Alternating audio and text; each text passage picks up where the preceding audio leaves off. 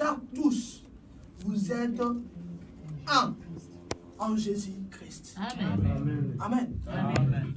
La deuxième promesse, c'est ça qui faisait en sorte que, bien aimé, Abraham puisse devenir le père d'une multitude. C'est par Christ. Mais comment cela devait se passer? Lorsque Christ aussi est venu, bien aimé, Christ n'a pas affronté. Mais comment cela devait se passer? Par le réalisme du Christ. Parce que Isaac, normalement, avait les enfants. Ismaël aussi avait les enfants. Mais par Christ, Christ n'a pas affronté. Comment cela devait venir? Mais ce n'est pas pour rien que je dis.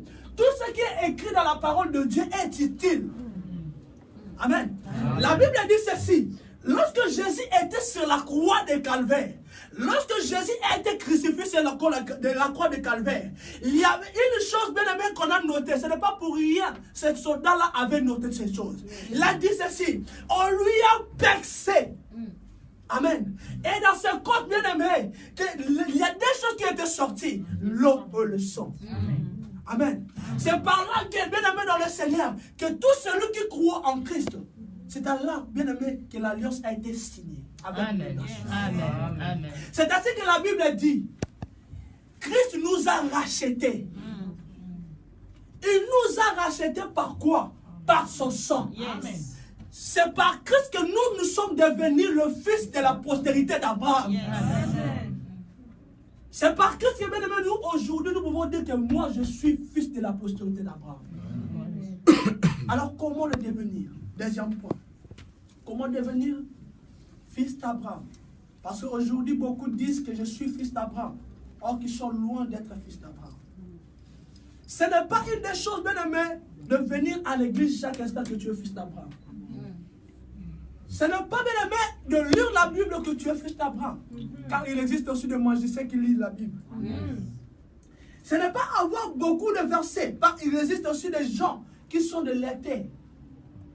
Parce que lorsqu'on dit la Bible, il y a aux gens aussi des gens qui sont des lecteurs. Ils sont simplement là pour comprendre les Écritures comme une livre semble. Amen. Ce n'est pas aussi de faire le suivi qui te fait fils d'Abraham. Comment être fils d'Abraham? N'oublions pas que la Bible dit qu'Abraham a reçu cette promesse par deux choses, par la grâce et par le sacrifice. Parce qu'Abraham, malgré tout qu'il a reçu cela par la grâce, à cause de son âge, parce que Dieu lui a choisi parmi ses frères. Ensuite, Abraham devait faire la circoncision, qui était un sacrifice de la chair. Amen. Mais par Christ maintenant, nous, le fils de la promesse, nous sommes identifiés par la foi. Amen. Comment devenir fils de la promesse? Celui qui est fils de la promesse, il est fils de la promesse par la foi. Et comment avoir la foi? La foi, bien évidemment, n'est pas une chose héréditaire. Qui, ceux qui parlent la Bible, on y met dans un main directement, ils continuent à conduire. C'est faux.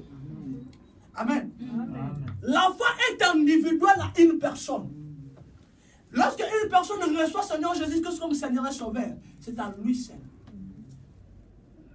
Oui, il est écrit, crois au Seigneur, tu seras sauvé dans ta famille. Mais cela ne te donne pas, ne dit pas que lorsque nous acceptons Jésus, directement aussi ma famille a reçu Jésus. Après, il existe des chrétiens dont leurs familles sont des occultistes. Amen. Amen. La foi. Ainsi, comment nous pouvons avoir la foi? C'est par la repentance. Bien aimé dans le Seigneur, on peut dire encore sur cette chose, sur la repentance. La repentance, beaucoup le définissent comme un détour, bien aimé, de notre vie. Mais j'aimerais définir la repentance comme c'est un changement d'avis qui entraîne un changement de comportement. La repentance, changement d'avis qui entraîne un changement de comportement. C'est ça la repentance. Amen. Ce n'est pas simplement un changement d'avis, mais cette repentance doit entraîner un changement de comportement. Amen. Lorsque, aux temps anciens, nous étions des voyous, mais lorsque nous sommes repentis à Christ, cette repentance de changement d'avis d'être voyous nous a changé d'être maintenant un obéissant devant la présence de Dieu.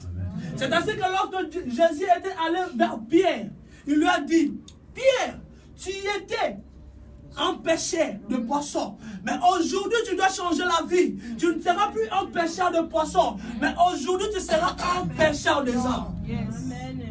Amen. Amen. Repentance. 3 choses essentielles pour prouver la repentance. Il y a ce qu'on appelle la reconnaissance du péché. Bien aimé, tant que tu ne reconnais pas encore ton péché, tu n'es pas encore repenti. Au moment où c'est toi qui fais toujours le péché. Buveur, soulard. Mais tu te dis que tu es repenti, c'est faux. Tant que tu ne reconnais pas que ce que tu fais, c'est mal. Bien aimé, dans ta vie, tu n'es pas encore repenti. Tu n'es pas encore fils d'Abraham. Parce que le fils d'Abraham s'identifie par la promesse, par la foi. Amen. Yes. Tant que tu ne vois pas que, bien aimé, vivre dans cette vie que tu vis, c'est mal. Bien aimé, tu es loin d'être un fils d'Abraham. Yes. Ne dis pas que moi, je fais partie de la promesse de Dieu. Ne dis pas ça. Tu es loin. Yes. Parce que les choses de Dieu, parfois, nous ne devons pas accumuler toutes les choses. Amen. Les choses de Dieu ne se font pas en sentiment, mais les choses de Dieu doivent se faire en étapes. Ne cherchons pas à brûler l'étape. Aujourd'hui, je vois des gens, c'est comme une maladie. Même dans des assemblées. Les gens qui brûlent l'étape. Un frère non converti qui passe directement à la sacerdoce. Il conduit avec et qui conduit avec. C'est faux. Yes. Bien aimé dans le Seigneur. Tant que tu vois que bien aimé dans ta vie, tant que tu ne reconnais pas encore dans ta vie, préméditer le mal, bien aimé dans ta vie, tu n'es pas encore repenti. Amen. La repentance. Reconnaissance du péché. Tu dois d'abord reconnaître que ce que je fais, c'est mal. La vie ancienne, c'est une mauvaise vie. Tant que tu reconnais que cela, c'est un mal dans toi, c'est alors que tu as fait le premier pas de la repentance. Yes. Amen. Yes. Amen. La deuxième des choses, la confession du péché. Tu peux reconnaître, mais sans pourtant confesser. La confession, c'est une bonne chose pour un enfant de Dieu. Lorsque tu fais la confession, tu te confesses à qui? À Jésus. Tu dis que non, aujourd'hui, c'est ainsi. Il y a beaucoup de gens de nous qui se disent fils d'Abraham, qui ne connaissent pas même les 4 lois spirituelles. 4 lois spirituelles. Ils ne connaissent pas aussi. Si on commence à demander ici, quelles sont les 4 lois spirituelles? J'essaie. C'est toi qu'on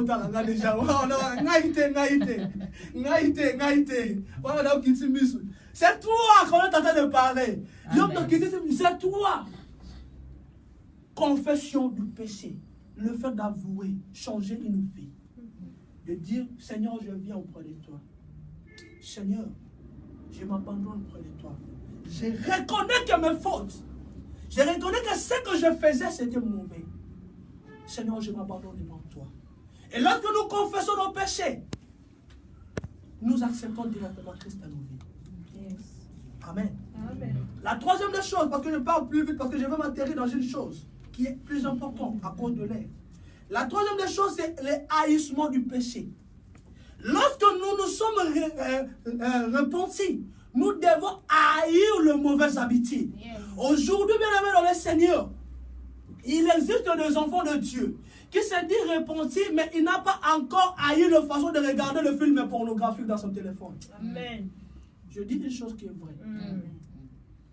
Il faut haïr d'abord le péché. Il faut haïr cela. Il existe des choses que nous devons haïr, telles que le péché.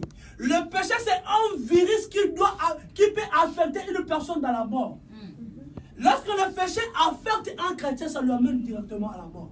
C'est un danger de dire que toi tu es repenti au moment où le boire chaque instant, soulard chaque instant, tu te dis que moi je suis repenti, je suis fils d'Abraham. Bien aimé, c'est faux. Amen. Venir à l'église ne te donne pas accès d'être fils d'Abraham. Yes.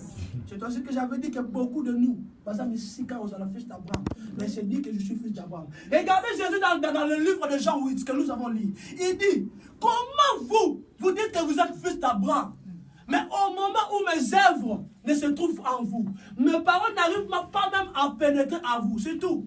Il y a une personne qui est aujourd'hui, je vais dire comme un prophète, qui est aujourd'hui que Dieu voit. Il est à la bagarre. Non. Non. Si nous parlons ces choses, ce n'est pas pour montrer que nous sommes différents, mais c'est juste pour expliquer les enfants de Dieu. C'est juste pour consolider les enfants de Dieu. Amener les enfants de Dieu à être bons devant le Seigneur. Car c'est ça qui nous donnera l'héritage de la promesse. Amen. Amen. Amen. Je ne suis pas différent que toi. Mais néanmoins, moi, je fais l'effort.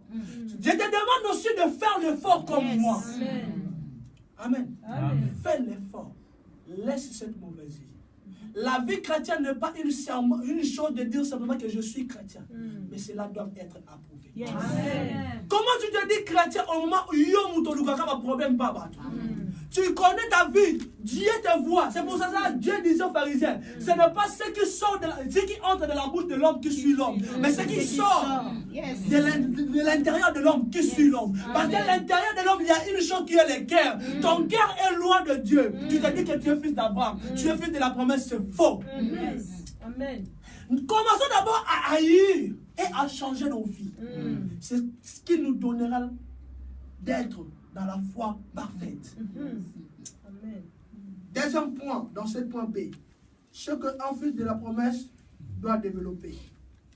La crainte de la foi, l'obéissance et la persévérance. Je pars si vite, je ne vais pas toucher à ces points trop parce que, à cause de l'air, je dois atterrir à un message très important.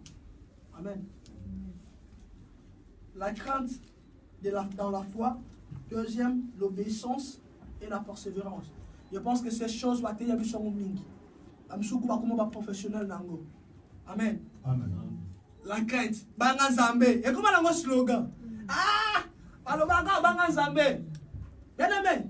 C'est une son de la trompette qui te frappe. Tu sais pourquoi Dieu te fait écouter ça? Parce que lors du jugement, aucune personne dira que Seigneur, moi je n'ai pas entendu. Yes. Le jour du jugement, beaucoup diront, Seigneur, moi je n'ai pas entendu ce faux. Il te dira, j'avais mis des gens de côté. Parfois tu écoutais aussi ma musique. C'était une son de la trompette. Yes. Mais aujourd'hui, la parole de Dieu est devenue comme la musique. Non. Cette parole, ce n'est pas la musique, mais c'est une instruction. C'est bien aimé, c'est une chose bien aimé qui nous montre comment marcher sur cette terre. Yes. Amen. Amen. Qui fera en sorte que bien aimé, la vie cette année, Dieu va faire de grandes choses. Cette année, Dieu va renouveler de grandes choses dans nos vies. Mais avant que Dieu puisse renouveler, Dieu fait simplement des gens qui ont la promesse en lui. Sans la promesse, comment Dieu va agir? Tu te dis que tu es fils de la promesse, fils d'Abraham ou fille d'Abraham, au moment où tu es loin de la promesse. Pour avoir la promesse, parce qu'on dit que la postérité a été simplement à Abraham seul et à sa postérité. C'était pour Abraham et à sa postérité. Après, on dit qu'il ne disait pas les postérités. Galates 3. Il ne disait pas les postérités, mais il disait à ta postérité. Mais si aujourd'hui nous sommes appelés, liés à la postérité d'Abraham, c'est dans la foi. Bien aimé, si tu obéis, bien aimé, manière il y a quoi recevoir foi, 4 naïos, bien aimé, cela veut dire que tu n'as pas aussi la postérité. Yes. C'est une chose, bien aimé, qu'on n'a même pas négociable. Si tu veux être fils de la promesse, répands-toi et entre dans la foi. Accepte le Seigneur Jésus comme Seigneur et Sauveur. Il y a des gens entre nous ici qui n'ont jamais accepté Jésus-Christ comme Seigneur et Sauveur. Amen. Amen. C'est là qui te donnera l'accès d'être fils d'Abraham, fils de la promesse. Troisième point. Je vais expliquer une des choses. La vie du fils de la promesse. La vie du fils de la promesse. Mais si nous regardons dans le livre de Genèse 37, j'aime beaucoup cette histoire de cet homme. Cette histoire m'inspire beaucoup. Et c'est par là que je vais m'enterrer. Il y avait un homme au nom de Joseph, un frère au nom de Joseph, qui m'inspire trop. Lorsque je lis cette histoire de Joseph, m'inspire trop. Amen. Amen. Les gens doivent comprendre que cette histoire m'inspire trop. La Bible dit ceci. Ils étaient 13 dans leur famille, dont 12 garçons et une fille. De la descendance de Jacob, son père, bien sûr, qui était Israël. Joseph avait plus d'affection avec son père. Joseph était plus attaché avec son père. Pourquoi son père lui aimait beaucoup? Parce que la femme dont son père aimait beaucoup, sa mère. Parce qu'il y avait Léa et qui? Rachel. Amen. Vous lisez vraiment la parole de Dieu. Léa et Rachel. Celle que Jacob aimait beaucoup, c'était Rachel. Et Joseph, Rachel l'avait conçu, bien aimé, parce que Dieu lui avait fait grâce. Dans un moment, bien aimé, inattendu. Parce que Rachel, à un moment même, elle a dit à Jacob, donne-moi un fils, ou soit une postérité. Parce que sinon je meurs. Parce que Rachel était bien aimée, elle le marie parfois. Mais jusqu'à ce que Dieu a accepté de faire grâce à ces Rachel. Il était venu aussi dans le manière de la grâce. C'est pour cela que j'ai dit que le fait de la promesse, on le reçoit aussi par la grâce. Je vais dire à une personne aujourd'hui, ta vie a été réussie dans ta famille par la grâce. Si tu étais dans cette famille-là, c'est parce que Dieu avait fait grâce à ta famille. Il puisse donner un fils ou une fille dans cette famille parce que tu es le fils de la promesse. Lorsque Dieu regarde ta famille, Dieu te regarde. Dieu pointe la main sur toi. Dieu pointe le doigt sur toi. Amen. Joseph, son père lui aimait beaucoup. Son père lui a donné même un tunique à multicouleur. Bien aimé, ses frères lui haïssaient. Une des choses en Joseph, c'était Dieu avait mis quelque chose de très important dans la vie de Joseph. Bien aimé dans le Seigneur, ils peuvent tout, même ta famille peut t'haïr. Mais celle que Dieu t'a mis demeurera toujours éternelle. Yes. Amen. À cause du songe que Joseph avait, sa famille, ne connaît pas une qui est. Bien aimé dans le Seigneur, un jour, parce qu'ils étaient aussi des Hébreux. Son père savait normalement que son père le connaissait aussi. Mais son père a envoyé son point Joseph là-bas. Là où ma frère ne va été, la bouche. Il savait que Balingaka était. Mais papa n'a pas dit. Pourquoi cela? Pourquoi Dieu a permis cela? Parce que même si Dieu était avec Joseph. Amen. Mais tout le monde peut t'haïr. Tout le monde peut te détester. Tout le monde peut t'haïr. Mais si Dieu t'envoie cela, c'est pour que lorsque tu passeras par là, c'est par ce chemin-là que tu puisses arriver à le chemin de ta promesse. C'est par ce chemin-là que tu arriveras dans le chemin de ta promesse. Aujourd'hui, beaucoup disent, ah, on va y avoir passe la passe. Mais je vais te dire une chose. Tant que tu es fils ou fille de la promesse, quel que soit que tu es dans ce Maroc bien aimé, je vais te dire une des choses. Ce n'est qu'un passage pour arriver dans le chemin bien aimé de ta promesse. Amen. Je vais dire à une personne. Ses frères bien aimés vont s'arranger, ils vont non, faut te bombayer kaka. Avant de Joseph dans musique avec un photo bombayer. Ton bombayer kaka si là ton bombayer parce qu'il y a l'église, le faiseur de change. Par contre, même le faiseur de change, faut te bombayer kaka.